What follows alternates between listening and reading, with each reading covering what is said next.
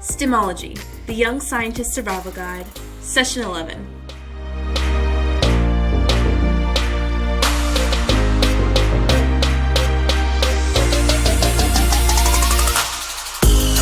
Welcome back. I'm Alina Adams, your host of the STEMology podcast, and I know you're just as ready for this week's episode as I am. I'm here today with three amazing individuals, my friends Toluwanimi, Titus, and Chris. Why don't you all say a little bit about who you are, why you decided to be on the STEMology podcast this afternoon, your major, and where you plan to go with your degree. Hello everyone, my name is Toluwanimi Olatunde Salao. I am a junior, a mechanical engineering major in UMKC. I am going to further my education, get a biomedical engineering degree in my master's program.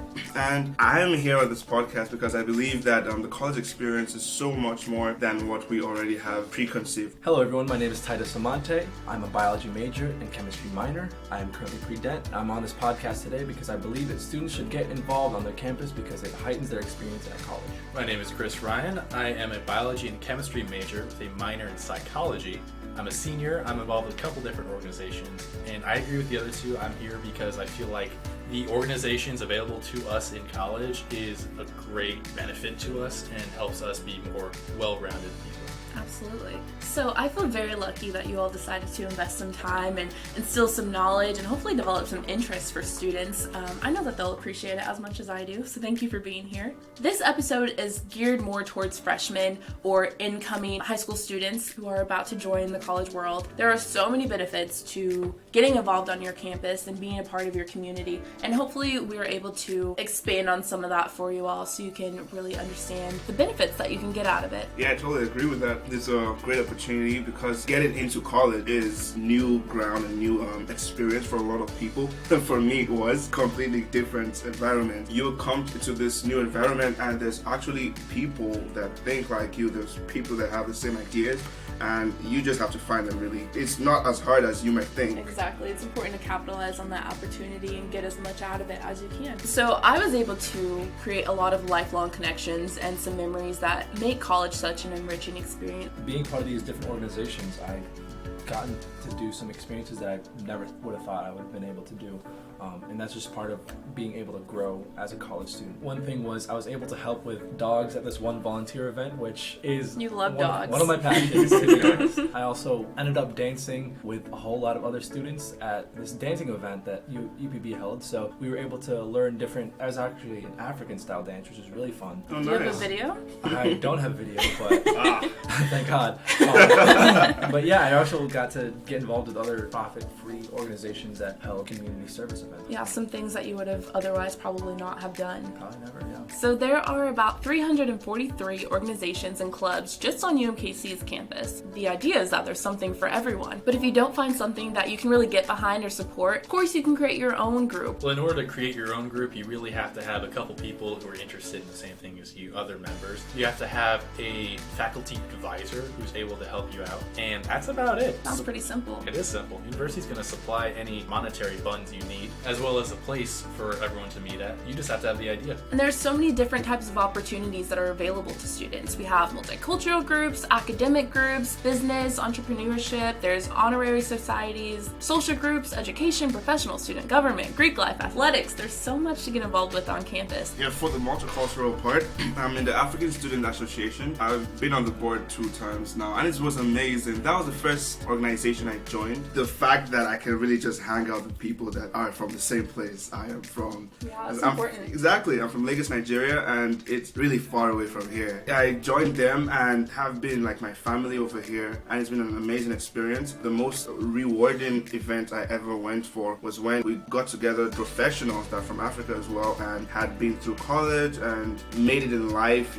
became engineers, doctors, and they just came and spoke to us about how they did it. These are things that people like me and those that are so far away from home actually are thinking about, like, okay, after I'm done with college, what's next? How do I make it in this country? And I could definitely speak to that with having been in the student union for so long. One of UMKC's biggest attributes and best attributes is its multiculturalism and diversity. So being able to explore that facet of UMKC of all these different cultures and communities is something that you should definitely do in college. It's so great. Yeah. I love being able to see different groups of people come together. I love diversity. Exactly. Aside from what Tolu just said, you have different organizations such as Asia and Latinx Student Union where you can just explore other cultures and, take part of. And the best part is that it extends past campus. So when you join these groups, it usually kind of spreads out into a community. So you're introduced to different types of restaurants, different festivals, different things like that, which are amazing. So you need to be able to open yourself up to those different types of experiences. It's almost crucial to step outside of what you usually gravitate towards into. Oh yeah, no matter what organization you try to join, there's going to be something off campus you could do with that organization. College is your time to experiment and see what types of unusual experiences you can dig out and see what calls to you. There's plenty of organizations that are going to be for you advancing professionally or involving volunteering or involving just meeting new people. There's going to be also organizations that are specific to whatever university you go to. So you do want to look into those and see what your university is good at. So how do you sign up? Who do you contact? What do you do to get involved on campus? Well, one big thing universities try to do is called Welcome Week. And that is pretty much the first week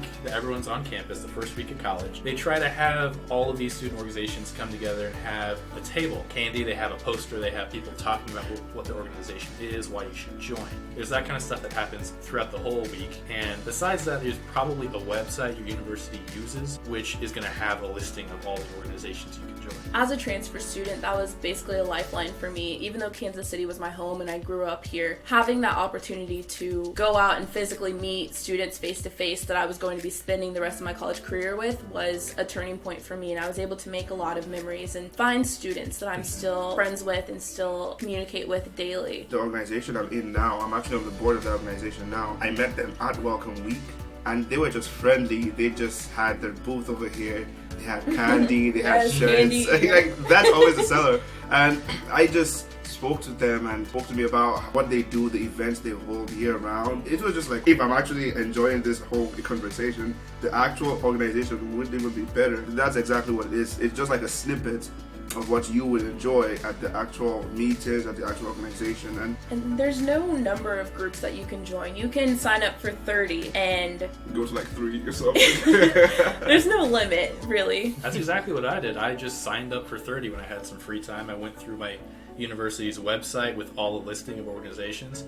I picked the ones that seemed interesting to me, and I signed up for them, learned a little bit more about them, and I went to some of them, and I'm in them now. Some of those organizations are going to be professional, but they're also going to be like intramural sports or anything else on campus that you can be a part of. And I've really enjoyed having a diversity among the groups that I'm in. So definitely a large part of that is getting out of your comfort zone. Like Chris said, you join professional, you could join social, intramural sports. I'm not that athletic, so I don't do that many of those. But you can do whatever you want. It really is what you make of it. And I think Tolu said something very important. And one thing you could try is making your first organization that you join a social one, because it kind of expands your boundary, helps you to get connected to more people. Exactly. Because one thing you'll find out in college is it's really about the people you know, and that's how you'll get more opportunities to do this. Absolutely. I remember I had one friend, but there are a lot of reasons why someone might not be interested in getting involved on campus. There are a lot of pros and cons, like maybe you feel limited on time or it's difficult to schedule in, maybe you're intimidated by meeting new people, but those are very minor issues. Yeah, exactly. I definitely think so. Most of the people I've met now that are just now coming into college, they're like, I don't have time, or when I have time, it doesn't always like go well with my schedule, with the organization schedule and all this. And maybe I have to like make some obligation. Is there no like certain obligations I have to make it to the organization? And I'm just like, not really. Yeah, But you just show up when you want, you just show up leave and when go. you want, And exactly. It's show always your like, support. If your issue is that you feel pretty intimidated by meeting new people, I just want to say that there are going to be times throughout your whole entire life you're going to be introduced to more people. Hopefully, you should expand, your friend groups and all of that. So you're going to meet new bosses, you're going to have new jobs, you're going to have interactions between companies. What I'm saying is it's important to get over that hump now, because it's better to learn and figure out how to be comfortable sooner rather than later. Part of that means grabbing a friend to go to these new organizations and to meet new people, then so be it. I think Chris said that for his first week, a couple friends went to all the student organization fairs, and that's how he signed up for most of the organizations he's in today. I did. That was a big part of it. Having someone you trust with you that's also going to be sure you go to the meetings, because you may or may not want to go. Yeah. It's very beneficial to have someone there. And these are all valid concerns too, though. You should try to make sure you have enough time. Try to make sure that you're enjoying yourself, that you're getting a well-rounded experience, because it won't be enjoyable if you really do have other things that are crucial to, getting good grades and keeping your GPA high and things like that you're kind of setting to the side to join these organizations. Make sure that you actually are able to find the right fit, and it's something that's comfortable for you to do. The whole point is getting you to return and come back and getting something substantial from the experience. Exactly, and the thing is, every single organization have students that are just like you, and everyone just wants to succeed. Use your environment to your advantage. We all have had different experiences. We all come from different walks of life. Get involved in your community, share some of those experiences. Piece of advice that I have is perfectly okay to go to an organization and decide it's not for you and don't touch you. I think the best way to get more involved is to start with a social organization that will also be the avenue to go into professional organizations, business organizations, and just use that avenue from there on. Yeah, just ride the wave. Exactly. I think what we've all been touching on is getting uncomfortable and going out of your comfort zone. And I think the reason for that is because I found out that growth happens when you're uncomfortable.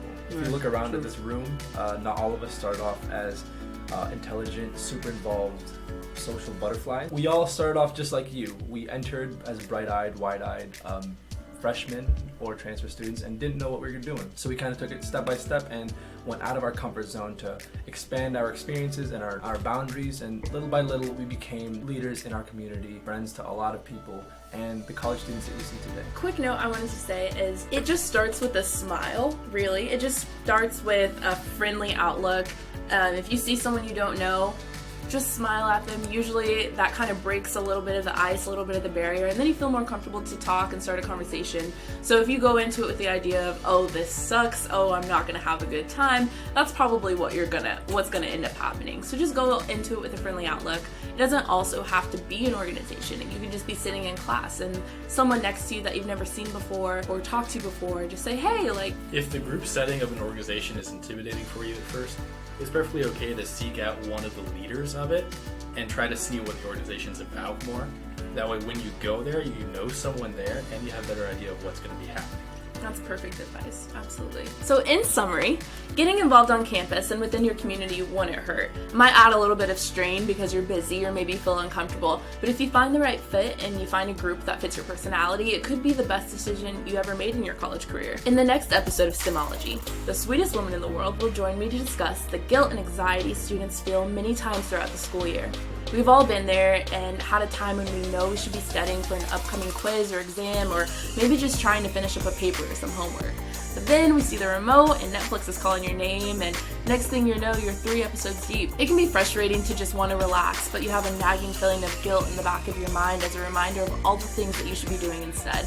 I promise this happens to us all. Even professionals in the field experience this. Anishka Safranoff, a University of Missouri, Kansas City senior, will be joining me for episode 12 to discuss ways to relax a little bit and relieve some of that anxiety so you can get the most out of your well-deserved breaks. I'd love to hear more from you all. I know there are stressors in the world, and a lot of times you're unsure how to deal with all the emotions and thoughts going through your head. Reach out to me. I want you to know that you're not the only one confused and unsure. And as always, you can send in all questions and comments to me anytime at STEMologyYSSG@gmail.com. You can contact me on our Facebook page and Instagram at the STEMology Podcast, or on Twitter at STEMologyYSSG. Thank you for listening to our 11th episode of STEMology, a Young Scientist Survival Guide. Tune in with me, Alina Adams, for episode 12, Student Anxiety. See you next time.